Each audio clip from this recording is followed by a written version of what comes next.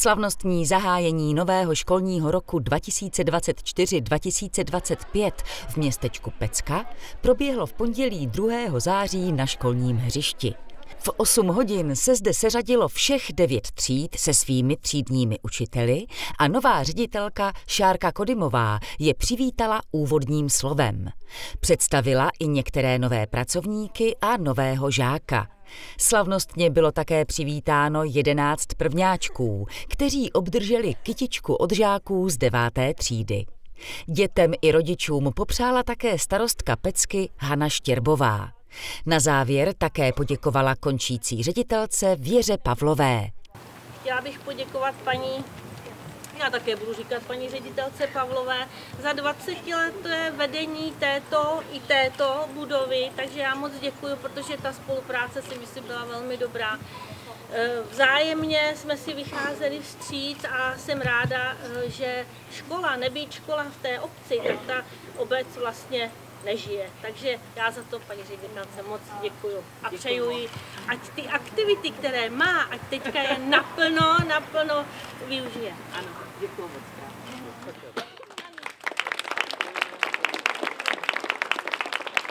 A kytičku předala Hana Štěrbová i nové ředitelce Šárce Kodymové, která je ve funkci od 1. srpna.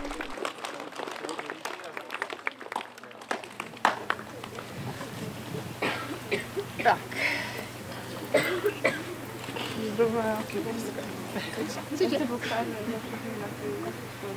Děkuju, moc děkuju. Tak, já děkuju za přání od paní starostky i od vás, vlastně žáků.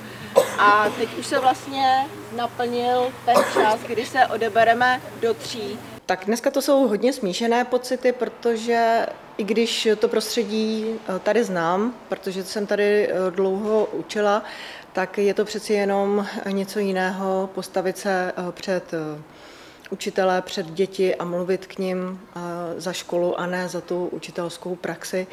Ale uvidíme, je to prostě něco úplně nového, do čeho jsem se pustila, tak uvidíme, jakým směrem to půjde.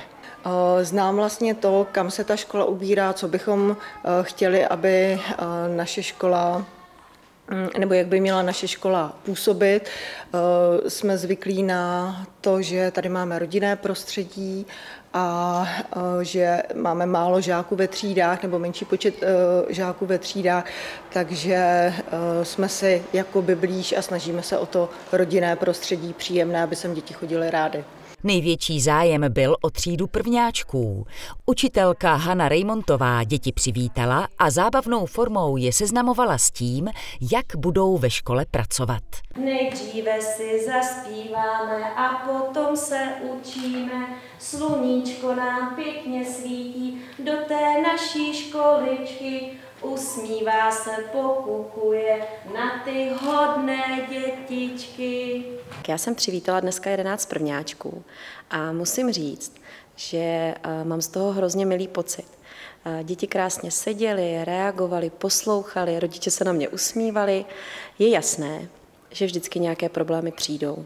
S tím člověk musí počítat, ale je hrozně důležité přistupovat k řešení těm problémům v podstatě klidným způsobem a mám takový pocit, že když se děti naučí problémy řešit hnedka ze začátku, tak i v budoucnu nebudou tak vyděšení z toho, až nějaký ten velký opravdický problém potkají. Rodiče si musí uvědomit, že vstup do 1. třídy je opravdu hodně zodpovědný. Je to úplně něco jiného než školka. Ve školce nějaká pravidla určitě byla, museli je dodržovat, ale škola je hodně o důslednosti a celá 1. třída je v podstatě o nastavení systému a toho, jak ty děti následně budou pak přistupovat k celoživotnímu vzdělání a vůbec pak i budoucí práci. 1. třída je krásně bohatá na spoustu zážitků, které se netýkají jenom školní práce, ale i výletů, exkurzí, plavání je bude čekat, projektové dny budeme dělat. Mám ráda činnostní učení, to znamená, že se pokusím, aby látka, kterou oni budou získávat, nebyla pouze frontálně, jenom tak, že budou sedět a pracovat v lavicích, ale abychom využívali koberec, spoustu pomůcek, manipulovali s předměty, myslím si, že ta představa toho názoru je pro vyvození a pochopení vlastně učení první třídy to nejzákladnější a tomu bych se ráda věnovala. Aby děti chodily do školy nadšený, s radostí a s úsměvem.